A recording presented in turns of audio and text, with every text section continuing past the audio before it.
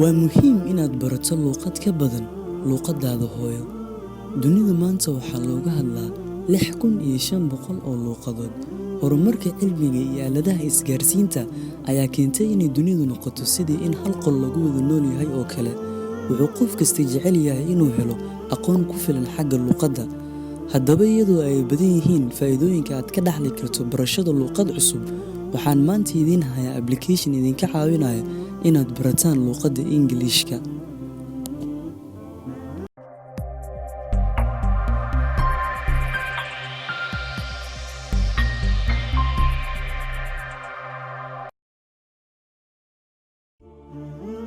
Assalaamu calaykum. Barnaamijka maanta waxaan idinkugu sharaxayaa sida aad ku baran kartid luuqadda Ingiriiska adigoo isticmaalaya moobilkaaga.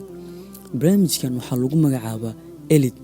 Wuxuu leeyahay dhammaan xirfadaha kala duwan ee luuqadda Ingiriiska.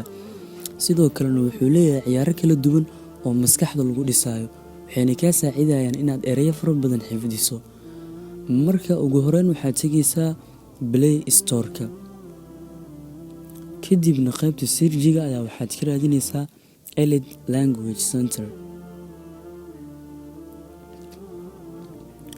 barnaamijka waa kana qaabkaas ayuu u egyahay. kadibna waad dirsanaysaa qaybta download ayaa taabanaysaa meesha cagaarta ah. aniga hadda uu igu jiraa open ayaa leeyahay.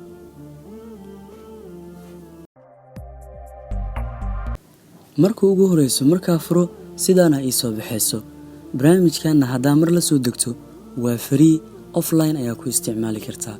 marka hal mar waxaa taabanayaa free English, kelig ayaa siinaya.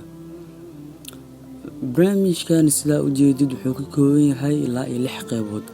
qaybta koowaad waa dhegeysi. waxaa ku jiro casharo badan oo dhegeysi ah. sidoo kalena cashar walbo aad dhegeysanaysid waa la socon kartaa asaga oo qoraal ayuu la socdaa. marka aad tijaabino casharka koowaad.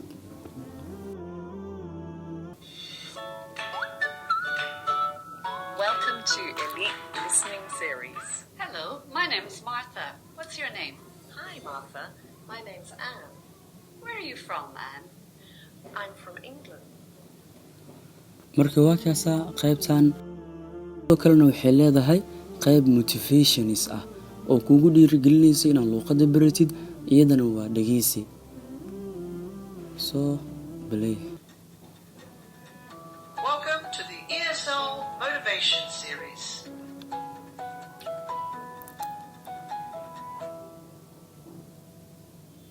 It's all about how much energy you have to learn.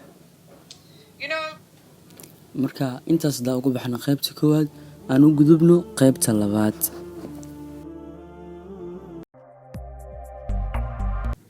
qaybta labaad waa pronunciation. waxaad isaga sixi kartaa dhammaan ereyada luuqadda Ingiriiska dhawaaqooda. erey walba aad u baahato si fudud qaybta sirjiga ayaad ka raadinaysaa. tusaale ahaan strong. Strong. Strong. Strong.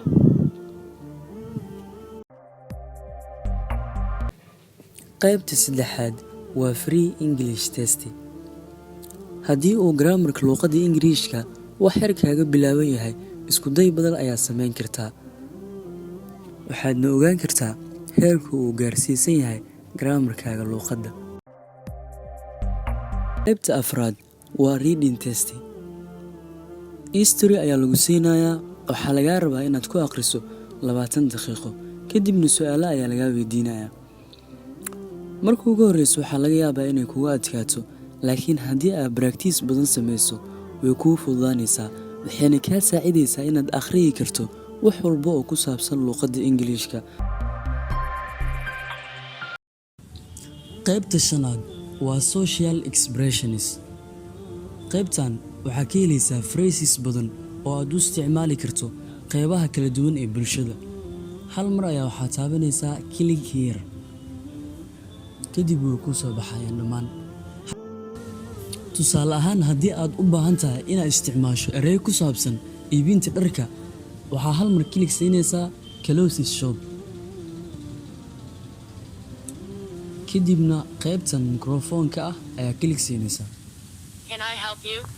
What halal are you looking for? What size are you? Can I try it on? Do you have a bigger size? What other colors do you have? qaybta ugu dambeyso waa games waxay kaa saacidaysaa inaad barato erayo badan adigoo game isticmaalaya marka qaybtan waxay leedahay geemam fara badan sida calories numbers letters iyo other games aniga waxaa dooranayaa other games wuxuu ku kooban yahay reading game iyo word match game marka aad tijaabino word match game go it sawirkan meesha ku sawiran magaciisa ayaa hoos ka dooranaysaa tusaale ahaan waa miis table ayaan dooranayaa muuqaalkan intaas ayuu noogu egyahay intaan mid kan lamida ku kulmi doono waa walaalkiin maxamed khayr oo khayr idin rajeynaya